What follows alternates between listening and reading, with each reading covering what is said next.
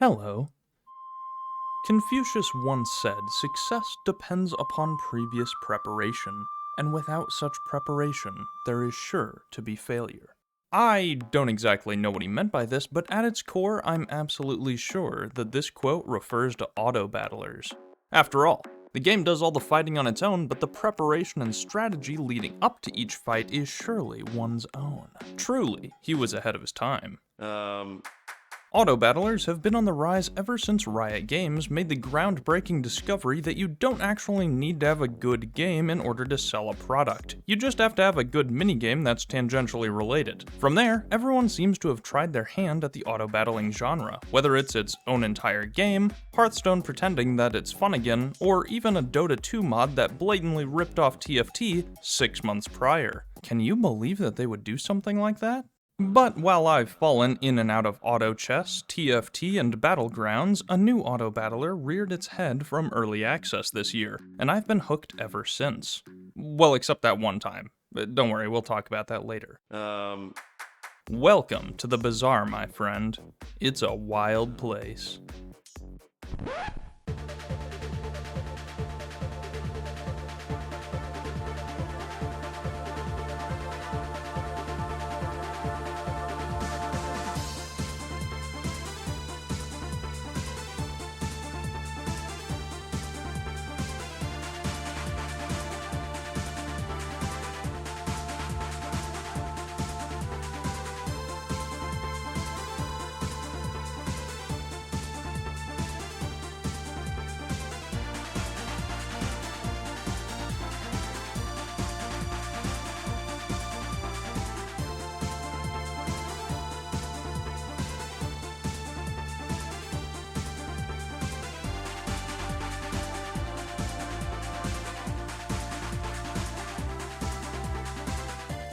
The Bazaar is an auto-battling indie endeavor that was developed by Tempo, a studio founded and currently headed by Reynad. If that name sounds familiar, I hope you get better soon. He was a professional Hearthstone player and popular streamer who started by playing Magic, and now has decided to step away from that scene to work on his own projects. Now that he has the power to make his own strategy game, may God have mercy on us all.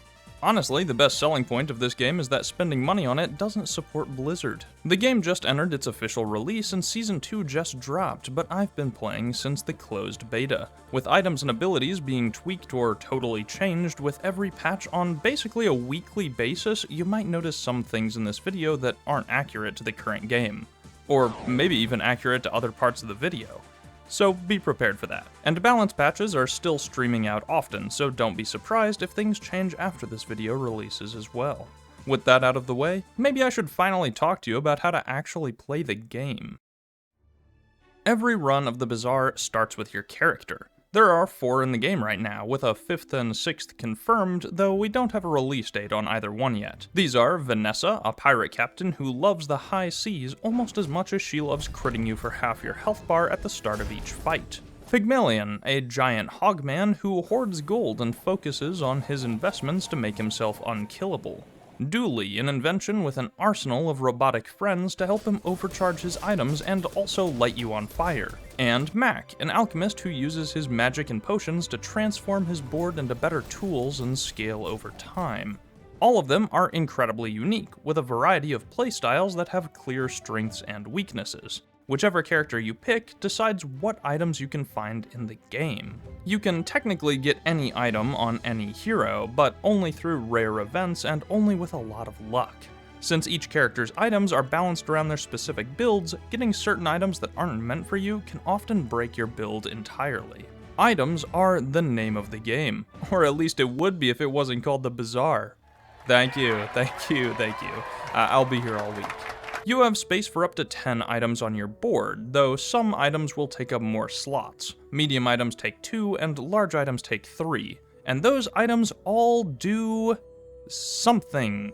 If an item has a cooldown, it'll perform its action after that timer is up. The katana is a good example. You see, while you were having premarital sex, I studied the blade. And now, every 2 seconds, I get to deal 5 damage. Maybe that'll make you rethink your decisions, amateur. If your item doesn't have a cooldown, it likely has a trigger, performing its action when some other condition is met. For example, Proboscis deals 8 damage every time you slow an item, a status effect that halves the rate that an item's timer progresses. Building a board of items that synergize together to create combos and even go infinite is going to be your primary goal. You have 6 hours each day to visit merchants, fight monsters, and collect loot to make your board as good as possible before you fight against another player at the end of it all, pitting your items and placements against someone else's. If you win, you get a victory point. At the end of your run, you're awarded loot for meeting certain thresholds, with 10 being the maximum victory points possible. But if you lose, you'll lose prestige equal to whatever day it is. You start with 20 prestige, and if you run out, your run instantly ends. After each fight against a player, if you still have prestige and are below 10 wins, you'll start a new day and the cycle continues. As the days go on, you'll find better rewards and items, but that means your opponents will too, leading to harder fights. So, what will it be? Will you try to win as much as possible early to secure your rewards before falling off? Or try to gamble your prestige and barely survive to the late game to become unstoppable? Well, ideally you want both. The Bazaar is a game built for pivots, rewarding players the most when they use items at the right time, while also offering a variety of ways to adapt. For example, let's take the double barrel. Go on, go get it out of your dad's closet. The combination for the gun safe isn't hard. It's probably something easy like 0000, or maybe 1234. Go get it. Go grab the double barrel. This is one of Vanessa's best early game items, a 20 damage weapon on a 4-second cooldown. However, there are 2 important pieces of info here. First, it's multicast, meaning it fires twice. That means it's actually 40 damage on a 4-second cooldown, but second, it only has 2 ammo, using one up each time it fires, meaning that it can only do a total of 80 damage before it's dead in the water and doing nothing. Now, 80 damage is nothing to sneeze at, absolutely chunking characters on day 1. For reference, Pig is the tankiest character and only starts with 300 health, meaning you're effectively a third of the way to killing him with just this one item. But in the later days, when people have had time to build up their defenses and max health, that's barely anything.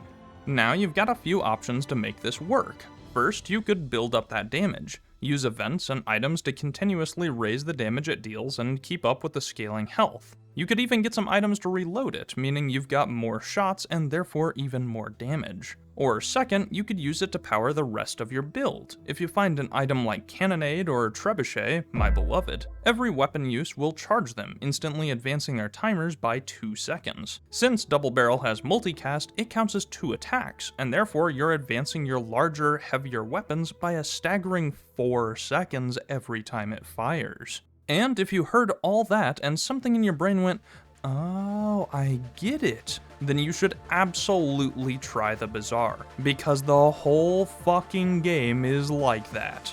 But we're not done, because there's a whole other layer just waiting. Welcome to skills, motherfucker. Skills are passive effects that you can collect throughout your run, doing everything from making your items deal more damage or lowering cooldowns to making your items sell for more money or increasing your maximum health. There are tons in the game, and while they can certainly be entirely useless depending on your build, they can also completely destroy any sense of balance you thought this game had. Maybe your friend build you made to try to sustain out opponents suddenly becomes insanely deadly when you stack up burn at an absurd rate. Or maybe all your weapons get bonus damage equal to your gold, so you start saving up to one-shot anyone. Getting a skill you weren't expecting can completely change the direction you take your build in, and half the fun is finding ways that skills can be useful in weird ways. But the thing about skills is that they're unpredictable, just like everything else. I mentioned earlier that you have to take what the game gives you, using the right items at the right time. And nothing can explain that better than the setup of the days themselves. Call me a healthy, mindful individual, cause I got a whole ass schedule for this day. Unlike in real life, where most evenings boil down to having 4 YouTube tabs open. At the beginning of the game, right when you pick your character, you're given a few options. Right now, these are gain some starting golden income, get a random enchanted item with some sort of special effect, or get a gold tier skill, meaning it's pretty strong. All 3 of these options are good, and honestly it's up to personal preference which one you take. I personally enjoy starting with a skill because you can routinely get some easy day 1 wins with it, but choosing an enchanted item is way more fun and lead to some crazy games. Once it's selected, you'll get thrown into the normal cycle of the days. Every hour, you'll get to choose from certain encounters. As said before, at the end of each day you'll fight a player, so you want to improve your board as much as possible during the time you have. There are all types of encounters, but let's begin with vendors. Vendors are self-explanatory. They sell items. You spend money, you get items to use in your run, and you get to watch the economic state of the world slowly plummet into an absolute hellhole. It's just like real life. This sounds simple on the surface, but you need to pay attention to who you're buying from. There is no ethical consumption under capitalism, and by that I mean certain merchants only sell certain items. Take Quixel for example. She only sells small and medium items, but she'll buy your large items at a higher price, which you can do by simply dragging out of your inventory at any time. So if you're searching for a small item like a silencer or have a bunch of useless large items, you might want to try to stop in on her. Alternatively, Pole only sells large items, making him a great resource if you're looking for the best item in the game. Trebuchet, my beloved. Not only do these sell items, certain merchants can sell skills as well. Nufu will provide you with all sorts of skills, while the Grand Master will level up your existing skills by purchasing ones you already have. That's some important info as well. If you get an item or skill of the same tier as one you already have, they'll combine and level up, enhancing their effects or lowering their cooldown. They go from bronze to silver, silver to gold, and gold to diamond, the strongest tier. This means that visiting merchants that only sell items you already have is still useful, powering you up by improving your board without taking up more space. Certain items can also only appear at certain tiers, so a merchant that sells silver items or even gold could have a higher chance of carrying the items you need. But you don't get to choose what merchants show up. They're all selected randomly. So you'll need to keep an eye out for the one you want, and sometimes you'll need to make sacrifices to go to them. After all, your other options could be super cool events. Events are the second encounter type and do all sorts of things. There's a massive random pool to pull from, like Eating Contest. This event gives you chocolate bars that increase your max health, but you can pay more for a higher quality that'll improve it more. Sometimes super rare events will pop up, like enchantment zones, allowing you to enhance your items with some sort of special effect, like your shields causing poison, or your beloved Trebuchet charging itself by giving haste to your other items. You could fight a monster, get a free item, increase your health, or even get items from other heroes in the Bazaar. That's right, just because you're playing a certain character doesn't mean you're limited by their item pool. In fact, getting items your character isn't supposed to have is a very reliable way to break builds. If you're lucky at least. But that's not everything. On the third hour of every day, you'll fight a monster. Wow, it really is just like real life. These encounters are just like a player fight, but it's against preset boards that reward you with one of the monster's skills or items if you win. There are a variety of difficulties, and most days provide you with an easy, medium, and hard option, though these can vary depending on the type of build you have. For some builds, the hardest option might become the easiest while absolutely folding to the weakest enemy. But we're not here just for a fight, we're here for the loot. Anything on a monster's board can drop, and I mean anything. You might walk away from the fight with a smooth 8 gold, or maybe you'll get a skill that lowers your item's cooldowns by 30%. Monster skills can be pretty insane, and a lucky drop could be your ticket to a free 10 victories. Take Radiant Corsair for example. Fiery Rebirth is a skill that just doubles your effective health, for free. That's it. It's insane, and I hope it gets changed soon because good lord does it feel terrible when someone just pops back to life after you claw your way to a victory. Fuck you, you stupid bird. Not only are you rewarded with cool loot if you win, you also get XP. That's right, there's levels in this game as well. You'll get 1 XP for free at the end of each hour. You're rewarded for fighting monsters, with more difficult fights giving slightly more, and you can also scrounge up a bit from random events. You start each run at level 1 and you need 8 XP to level up, just like real life. At each level, you get a select set of options, and at certain milestones you'll get some really powerful effects. For the most part, leveling up will either net you access to a skill trainer for free, teaching a skill of their type, or let you select from a variety of items, including loot that can improve the items you already have. You can also upgrade items for free, and at levels 10 and 19, you get to enchant one of your items. It'll give you two options, your choice of a set enchantment that you're guaranteed to know, or to visit the artist, who will give you a random enchantment. Do you want the poison enchantment, or the random enchantment? It could be anything. It could even be a poison enchantment. Fuck! Do you see now? Do you understand why this game is so addicting? So what'll it be? A multicast friend build that insta-charges a fiery Tortuga, immediately charging your other friends and repeating the cycle? A regeneration build to stall out your opponents, all while your healing brings them ever closer to being beaten with hammers? Perhaps someone with your fine taste prefers the dually power drill strategy, using small items that charge each other and stall your opponent while infinitely whittling them down with little strikes? Or maybe you want something even finer, like a stall mirror match that literally times out the animation that's supposed to end the fight? No, seriously, this is playing at 3 times speed, check it out. And if you don't like any of these options, well, there's always Trebuchet, my beloved. But what's the point of it all? Does any of this even matter? Why are we here? Just to suffer? No, dear viewer, it's to have fun. There are 2 modes in the Bazaar, casual and ranked.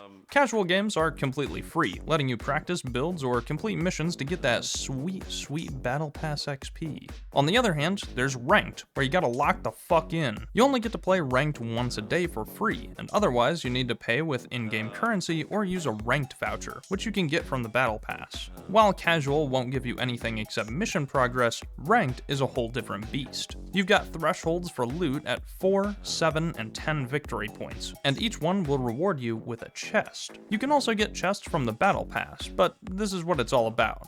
Those sweet animations. When you open a chest, you gotta spin those slots. Each one will reward you with a skin or an item animation to bling out your board. Everything can be customized, and there are tons of exclusive hero skins, carpet textures, and even different soundtracks. But I haven't gotten any of those yet. Guess I gotta keep gambling. It's fun to collect these silly little animations, and in the future the devs plan to add an in-game shop to trade and sell cosmetics. Kind of like the TF2 economy. That's great and all, but we're not actually here for the skins. Every chest will also reward you with shards, the in-game currency that you use to unlock new heroes and, more importantly, buy entry into ranked. If you're good enough to get multiple chests every run, or maybe just lucky and get super rare drops every time, you'll easily break even and eventually go positive on shards. That's right, grinding is the name of the game, and you better believe I don't want to spend any money on the next 2 heroes coming out, so I've been slowly amassing my horde. It's not very impressive, I know, okay? I have a fucking 9 to 5, I've got boys to kiss, grass to touch, I can't spend all my time playing. And that brings us to our final discussion, and perhaps the only thing about the game I dislike. Monetization. Well, I don't really dislike it, anymore at least. See, the Bazaar is free to play, which is super exciting for all the people watching who want to go try it. I mentioned before that I've been playing since closed beta, which I did have to buy my way into, but that time has long passed. Anyone can start completely for free now, but that leaves us with the catch-22 that all free games have. How the fuck do the devs make money on this thing? Well, that's unfortunately what scared me off of the game for many months. Things were great starting out until Reynad and his team made the dumbest fucking decision known to man, making the game pay to win. You see, soon after the release of the game, which, by the way, promised multiple times it would never go pay to win, they announced expansions. These expansions introduced new, powerful items to each character's item pools, allowing entirely new builds and super fun combos. On paper, this sounded incredible. So soon after release, we're already getting an item pool shakeup. How exciting. Just one problem. It was only for the premium battle pass, which would run you a cool $10 once every month. Now, if this premium pass just had unique skins or something, that wouldn't have been an issue. But when paying players get entirely new items, that's completely unfair. And it doesn't help that on release, a lot of the unique items were super broken and won you runs on the spot. Gamers were outraged. There were riots in the streets. The promise that the game would not be pay to win had completely fallen through, and at the center of everyone's attention was the man himself, Reynad. What would he say? What would he do to fix the problem? I agree. I was so stressed about monetization over the past few years, but seeing Reddit lose it today lets me breathe a huge sigh of relief. I'm pretty confident we're on the right track now. Throughout the entire ordeal, Reynad and his team did nothing but antagonize and fight back criticism, saying this didn't violate the pay-to-win clause, arguing that it actually made heroes weaker since it diluted the item pool, and consistently banning and silencing any users who brought up too good of points to argue with. It was completely unacceptable, and it made me drop the entire game as well as the writing of this video for months. But then, finally, they saw the light. We don't have player count data for the game, but I can only assume with the massive outburst on Discord, Reddit, and Twitter that the team must finally have had their come to Jesus moment, and finally, all was right with the world. Nowadays, character item expansions are unlocked on the Battle Pass, and if you don't get to that level before the season ends, everyone is automatically granted those expansions at the end of each season. This finally brought me back, and let me have fun again. Some people might still complain that you can pay to accelerate the Battle Pass, so players that pay money will still have an advantage, and while I certainly agree with that, I think that this is a good balance for a free-to-play game. It lets whales who want to jump into new content right away still unlock their precious items for a price and support the studio, while players like myself who don't mind the grind can continuously play the game entirely for free, just taking a while longer to get those same bonuses. Honestly, if the game's monetization stays this way, I'll be completely satisfied. They've got to make money somehow. I just won't be the one giving them anything more. Regardless of past controversy and constant instability, the game is playable and more fun than ever. Since it's free, anyone can go to their website and create an account. You could be doing it right now. Yeah, that's right. I see you on your second monitor, you sneaky little bitch. It's incredibly entertaining and will continue to get more and more content as time goes on and expansions release. I can't wait to see how archetypes are shaken up and broken items get balanced, because every patch it's like a new game. Honestly, there's only one thing you can count on when you're in a place as strange as the Bazaar, and its name is Trebuchet. I'll see you soon.